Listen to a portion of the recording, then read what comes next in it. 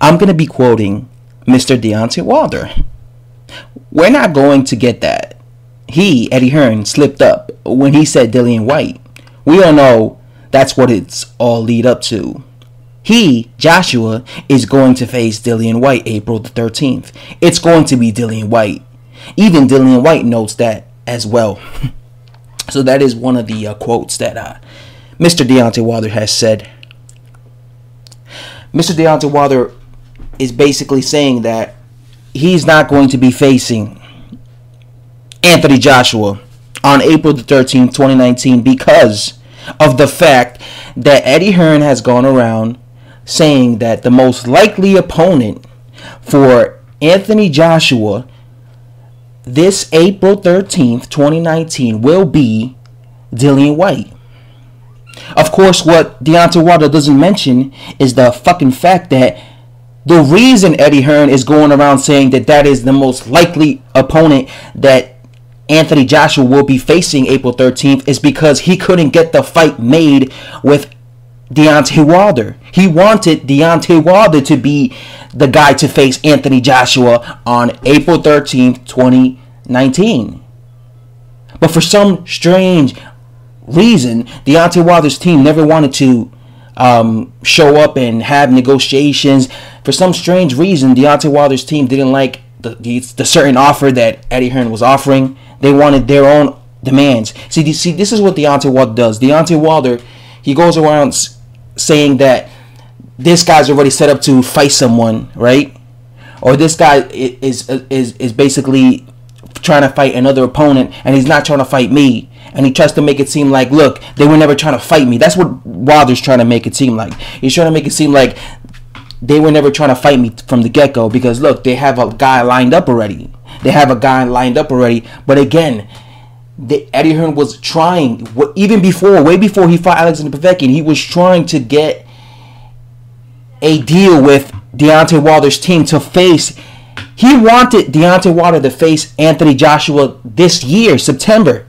And I remember way back in May they were trying to do negotiations after Anthony Joshua beat Joseph Parker to become undisputed. But again, it was Deontay Wilder's team that didn't want accept what Eddie Hearn was offering. And a lot of times, as Eddie Hearn has kept saying several times, they didn't even show up to, try and talk about a deal, to go, in a meeting and talk about a realistic all this stuff. What they have to. I'm not gonna get into this whole crap of what boxers because I'm not a part of that. I'm not a freaking promoter. I don't know what the hell everything goes on behind, but I'm pretty sure they go have a little meeting and they talk about the type of percentage money they're gonna get, the type of ring, the type of gloves. They talk about stuff like that, right? So where the fight's gonna be taking place, blah blah blah, yeah. But yeah, Eddie Hearn's team, Eddie Hearn has been saying that Deontay Wilder's team basically would never show up, A. B, he was always demanding too much money, right? So Deontay Wilder doesn't mention this. He just mentions the fact that Eddie Hearn is now saying that he's planning on having Anthony Joshua face Dillian Whyte again.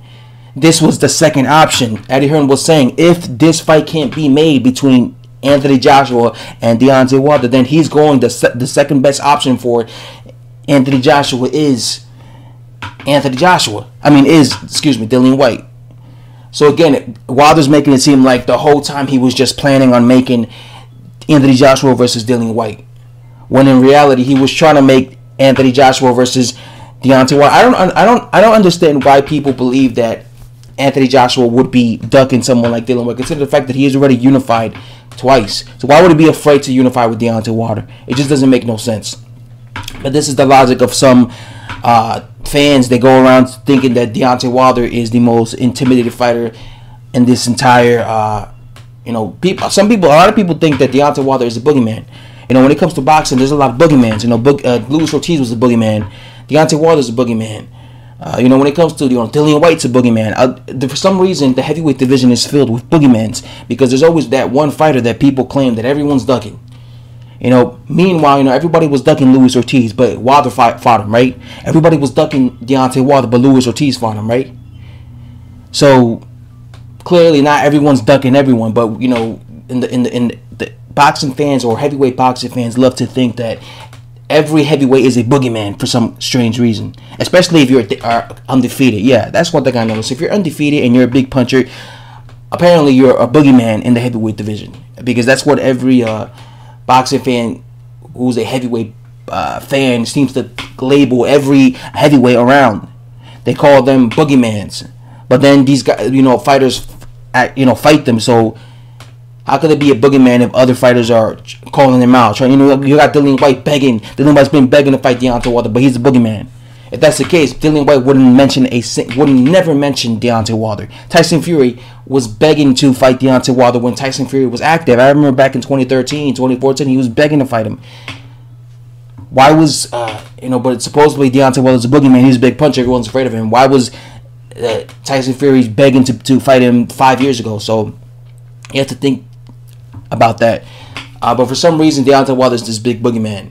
Again, if Deontay Wilder's going to go around saying that, well, he was already planning on fighting Dillian Whyte, we can say the same thing about Deontay Wilder, Dominic Breazeale. Every article I read says that Deontay Wilder's next opponent will be Dominic Breazeale. After he gets by, what's his name? Tyson Fury. If he beats him, it's going to be Dominic Breazeale. Again, we all know that if you really want to make a fight happen, even if there's fights offers or even if somebody's a mandatory, you could bypass that by a lot of times the WBC already said themselves they will be, because obviously Deontay Wilder's next mandatory is supposed to be against Dominic Breazeale, but the WBC already said themselves if they will love to have Deontay Wilder versus Anthony Joshua next, so they would basically let them unify and basically put Dominic Breazeale on standby rather than force Deontay Wilder to face Dominic Breazeale, because they already said themselves they're not going to stand in the way of making a big unification fight with Deontay Wilder and Anthony Joshua. So they are basically saying, listen, I'm not going to come here and say, no, you can't fight Joshua next, Wilder. You got to fight Dominic Breazeale, because they want Deontay Wilder and Anthony Joshua to unify. So Wilder has no excuses. He knows if he really wanted this fight, he could just go to Eddie Hearn, accept the offer, whatever, and get the fight made. Right? He could get the fight made. But he's just acting like, no, there's no possible way this fight could happen. And, the same crap. And that's why, it's just so annoying to me, even reading the same things over and over again that some of these people say. Anyway, guys, that's all I have to say. Anyway, guys, I'm out. Thanks for watching. Subscribe, and yeah, see you guys next time. I'm trying to make as much videos as I possibly can today. I'm making a bunch of videos today. Anyway, guys, I'm out. Bye-bye.